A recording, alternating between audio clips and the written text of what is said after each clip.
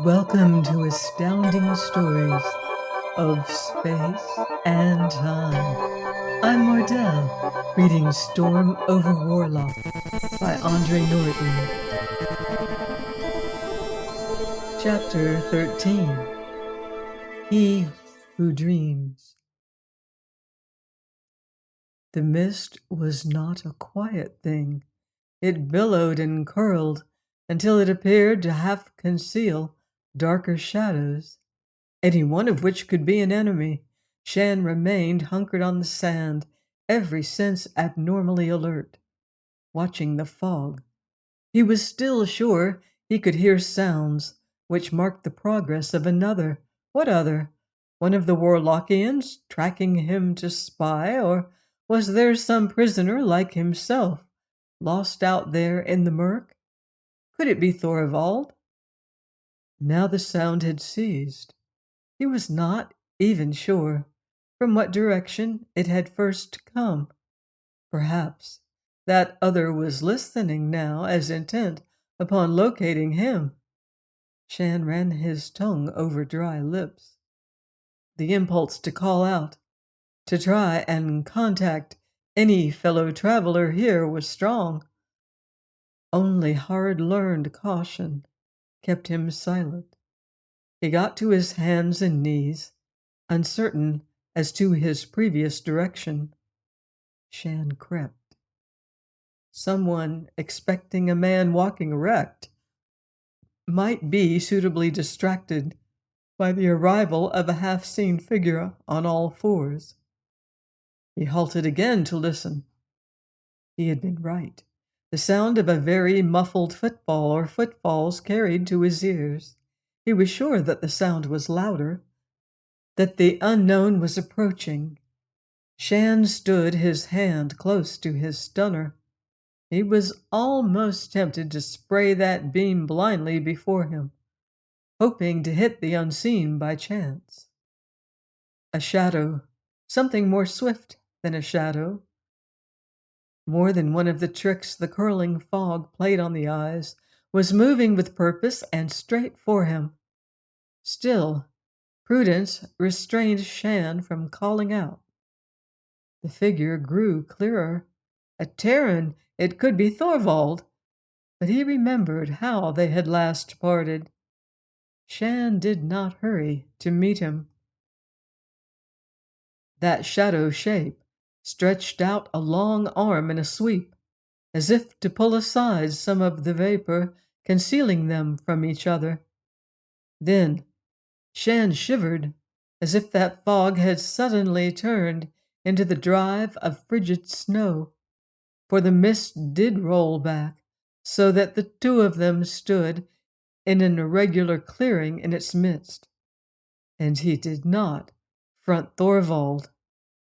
Shann was caught up in the ice grip of an old fear, frozen by it, but somehow clinging to a hope that he did not see the unbelievable. Those hands, drawing the lash of a whip back into striking readiness, a brutal nose broken askew, a blaster burn puckering across cheek to misshapen ear, that evil, gloating grin of anticipation, flick, flick, the slight dance of the lash in a master's hand as those thick fingers tightened about the stock of the whip. In a moment it would whirl up to lay a ribbon of fire about Shann's defenseless shoulders. Then Logally would laugh and laugh, his sadistic mirth echoed by those other men who played jackals to his rogue lion. Other men? Shann shook his head dazedly, but he did not stand again in the dump size bar of the big strike, and he was no longer a terrorized youngster, fit meat for Logally's amusement. Only the whip rose, the lash curled out, catching Shann just as it had that time years ago, delivering a red slash of pure agony. But Logally was dead, Shann's mind screamed, fighting frantically against the evidence of his eyes, of that pain in his chest and shoulder. The dump bully had been spaced by off-world miners, now also dead, whose claims he had tried to jump out on the Ajax system. Logally drew back the lash, preparing to strike again. Shann faced a man 5 years dead who walked and fought. Or, Shann bit hard upon his lower lip, holding desperately to sane reasoning. Did he indeed face anything? Logally was the ancient devil of his boyhood, produced anew by the witchery of Warlock. Or had Shann himself been led to recreate both the man and the circumstances of their first meeting, with fear as a weapon to pull the creator down? Dream true or false, Logally was dead. Therefore this dream was false. It had to be. The Terran began to walk toward that grinning ogre, rising out of his old nightmares. His hand was no longer on the butt of his stunner, but swung loosely at his side. He saw the coming lash, the wicked promise in those small narrowed eyes. This was Logally at the acme of his strength, when he was most to be feared, as he had continued to exist over the years in the depths of a boy-child's memory.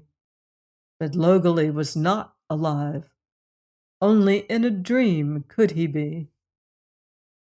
For the second time, the lash bit at Shann, curling about his body to dissolve. There was no alteration in Logally's grin. His muscular arm drew back as he aimed a third blow. Shann continued to walk forward, bringing up one hand not to strike at that sweating, bristling jaw, but as if to push the other out of his path.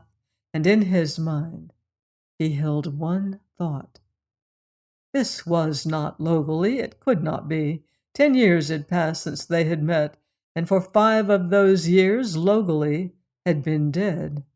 Here was Warlockian witchery, to be met by sane Terran reasoning. Shann was alone. The mist, which had formed walls, enclosed him again, but still there was a smarting brand across his shoulder. Shann drew aside the rags of his uniform blouse to discover a welt raw and red, and seeing that, his unbelief was shaken. When he had believed in Logally and in Logally's weapon, the other had had enough reality to strike that blow, make the lash cut deep. But when the Terran had faced the phantom with the truth, then neither Logally nor his lash existed. Shann shivered, trying not to think what might lie before him. Visions out of nightmares which could be put on substance. He had dreamed of Logally in the past, many times. And he had had other dreams, just as frightening. Must he front those nightmares, all of them? Why? To amuse his captors? Or to prove their contention that he was a fool to challenge the powers of such mistresses of illusion? How did they know just what dreams to use in order to break him? Or did he himself furnish the actors in the action, projecting old terrors in this mist as a tri-D tape projected a story in 3 dimensions for the amusement of the viewer? Dream true. Was this progress through the mist also a dream? Dreams within dreams. Shann put his hand to his head, uncertain, badly shaken. But that stubborn core of determination within him was still holding. Next time he would be prepared at once to face down any resurrected memory. Walking slowly, pausing to listen for the slightest sound which might herald the coming of a new illusion, Shann tried to guess which of his nightmares might come to face him. But he was to learn that there was more than one kind of dream.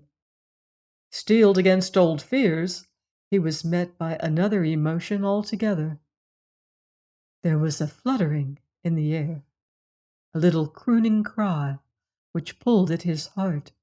Without any conscious thought, Shann held out his hands, whistling on two notes a call which his lips appeared to remember more quickly than his mind. The shape which winged through the fog came straight to his waiting hold, tore at long walled away hurt with its once familiar beauty. It flew with a list. One of the delicately tinted wings was injured, had never healed straight, but the seraph nestled into the hollow of Shann's two palms and looked up at him with all the old liquid trust. Trav, Trav. He cradled the tiny creature carefully, regarded with joy its feathered body, the curled plumes on its proudly held head, felt the silken padding of those infinitesimal claws against his protecting fingers. Shann sat down on the sand, hardly daring to breathe. Trav! Again! The wonder of this never-to-be-hoped-for return filled him with a surge of happiness, almost too great to bear, which hurt in its way with as great a pain as Logoli's lash. It was a pain rooted in love, not fear and hate. Logoli's lash. Shann trembled. Trav raised one of those small claws toward the Terran's face, crooning a soft, caressing cry for recognition, for protection, trying to be part of Shann's life once more. Trav. How could he bear to will Trav into nothingness? To bear to summon up another harsh memory which would sweep Trav away? Trav was the only thing Shann had ever known which he could love wholeheartedly, that had answered his love with a return gift of affection, so much greater than the light body he now held. Trav, he whispered softly. Then he made his great effort against this second and far more subtle attack.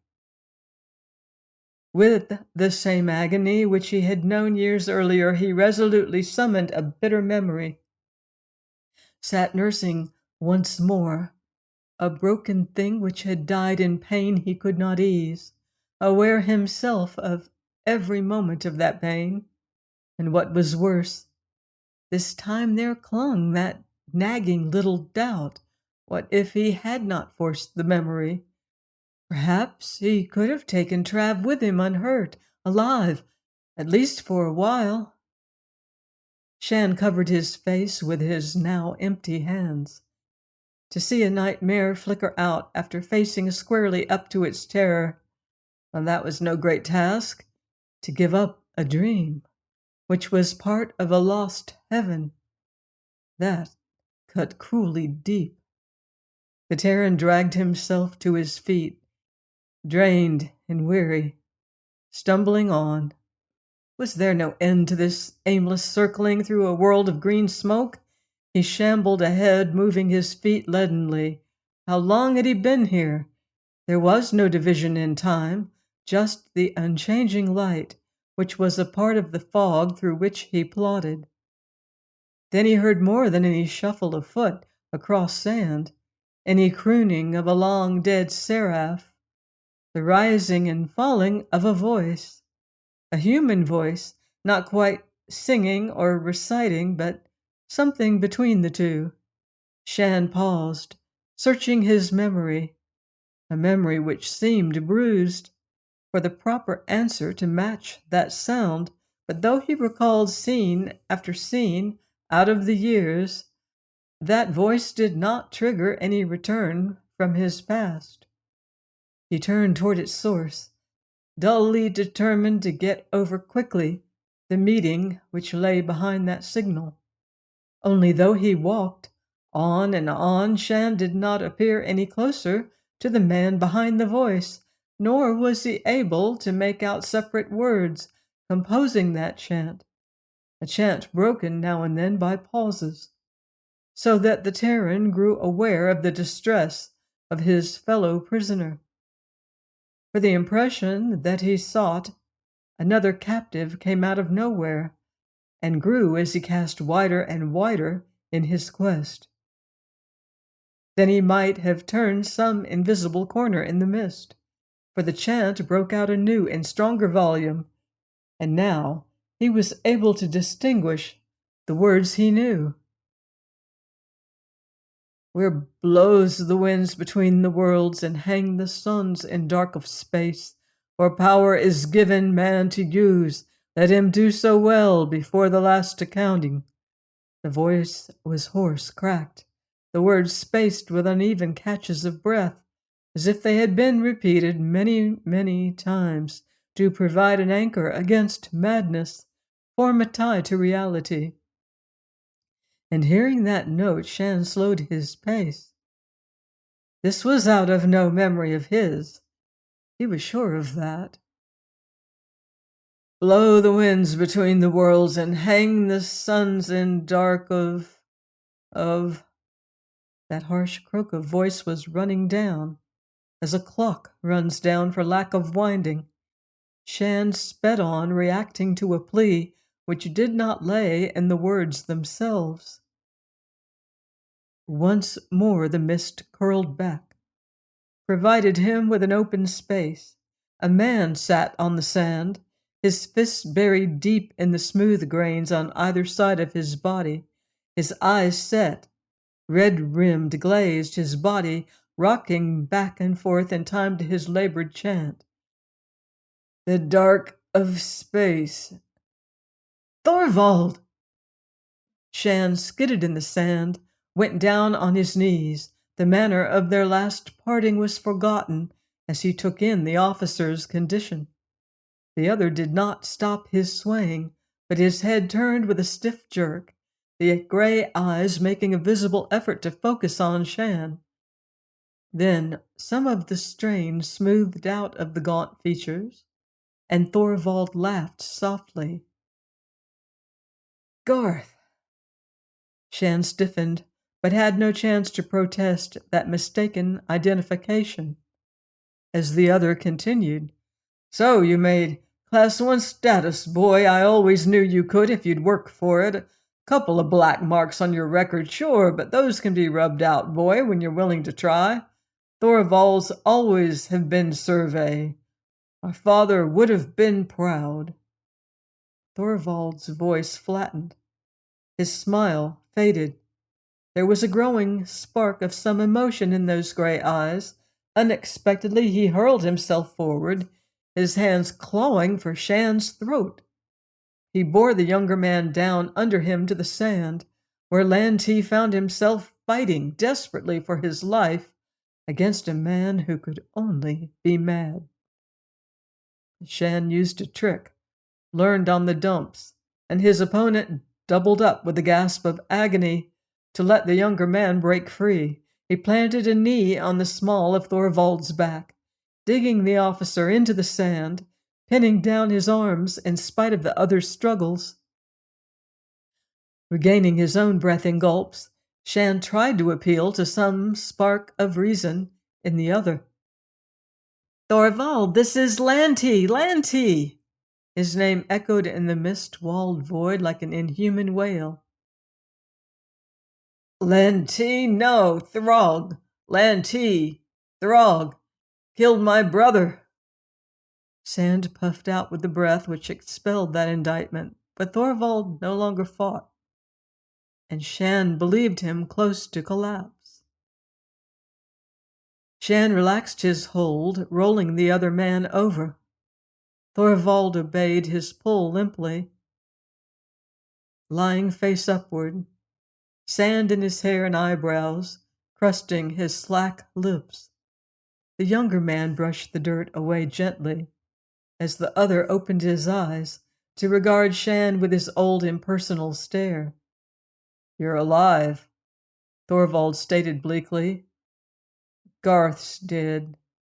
You ought to be dead too. Shann drew back, rubbed sand from his hands, his concern dampened by the other's patent hostility. Only that angry accusation vanished in a blink of those gray eyes. Then there was a warmer recognition in Thorvald's expression. Lanty! The younger man might just have come into sight. What are you doing here? Shann tightened his belt. Just about what you are. He was still aloof, giving no acknowledgement of difference in rank now. Running around in this fog, hunting the way out. Thorvald sat up, surveying the billowing walls of the hole which contained them. Then he reached out a hand to draw fingers down Shann's forearm. You are real, he observed simply, and his voice was warm, welcoming. Don't bet on it, Shann snapped. The unreal can be mighty real here. His hand went up to a smarting brand on his shoulder. Thorvald nodded. Masters of illusion, he murmured. Mistresses, Shann corrected. This place is run by a gang of pretty smart witches. Witches? You seen them? Where? And what? Who are they? Thorvald pounced with a return of his old-time sharpness. They're females, right enough, and they can make the impossible happen. I'd say that classifies them as witches. One of them tried to take me over back on the island. I set a trap and caught her. Then somehow she transported me. Swiftly, he outlined the chain of events, leading from his sudden awakening in the river tunnel to his present penetration of this fog world. Thorvald listened eagerly. When the story was finished, he rubbed his hands across his drawn face, smearing away the last of the sand. At least you have some idea of who they are, and a suggestion of how you got here. I don't remember that much about my own arrival. As far as I can remember, I went to sleep on the island and woke up here. Shann studied him, and knew that Thorvald was telling the truth. He could remember nothing of his departure in the outrigger, the way he had fought Shann in the lagoon. The survey officer must have been under the control of the Warlockians then. Quickly he gave the older man his version of the other's actions in the outer world, and Thorvald was clearly astounded, though he did not question the facts Shann presented. They just took me? Thorvald said in a husky half-whisper. But why? And why are we here? Is this a prison? Shann shook his head. I think all this, a wave of his hand encompassed the green wall, what lay beyond it and in it, is a test of some kind, this dream business. A little while ago I got to thinking that I wasn't here at all, that I might be dreaming it all, and then I met you. Thorvald understood. Yes, but this could be a dream meeting. How can we tell? He hesitated almost diffidently before he asked, Have you met anyone else here? Yes. Shann had no desire to go into that. People out of your past life? Yes. Again, he did not elaborate. So did I. Thorvald's expression was bleak. His encounters in the fog must have proved no more pleasant than Shann's. That suggests that we do trigger the hallucinations ourselves, but maybe we can really lick it now. How? Well, if these phantoms are born out of our memories, there are about only 2 or 3 we could see together. Maybe a throg on the rampage, or that hound we left back in the mountains. And if we do sight anything like that, we'll know what it is. On the other hand, if we stick together and one of us sees something that the other can't, well, that fact alone will explode the ghost. There was sense in what he said. Shann aided the officer to his feet. I must be a better subject for their experiments than you, the older man remarked ruefully. They took me over completely at the first. You were carrying that disc, Shann pointed out. Maybe that acted as a focusing lens for whatever power they use to make us play trained animals. Could be. Thorvald brought out the cloth-wrapped bone coin. I still have it, but he made no move to pull off the bit of rag about it. Now, he gazed at the wall of green. Which way? Shann shrugged. Long ago he had lost any idea of keeping a straight course through the murk. He might have turned around any number of times since he first walked blindly into this place. Then he pointed to the packet Thorvald held. Why not flip that? He asked. Heads we go that way. He indicated the direction in which they were facing. Tails we do a right about face. There was an answering grin on Thorvald's lips. As good a guide as any we're likely to find here. We'll do it. He pulled away the twist of cloth, and with a swift snap, reminiscent of that used by the Warlockian witch to empty the bowl of sticks, he tossed the disc into the air. It spun, whirled, but to their open-jawed amazement, it did not fall to the sand. Instead, it spun until it looked like a small globe instead of a disc, and it lost its dead white for a glow of green. When that glow became dazzling for Terran eyes, the miniature sun swung out, not in orbit, but in straight line of flight, heading to their right. With a muffled cry, Thorvald started in pursuit, Shann running beside him. They were in a tunnel of the fog now, and the pace set by the spinning coin was swift. The Terrans continued to follow it at the best pace they could summon, having no idea of where they were headed, but each with the hope that they finally did have a guide to lead them through this place of confusion and into a sane world where they could face, on more equal terms, those who had sent them there.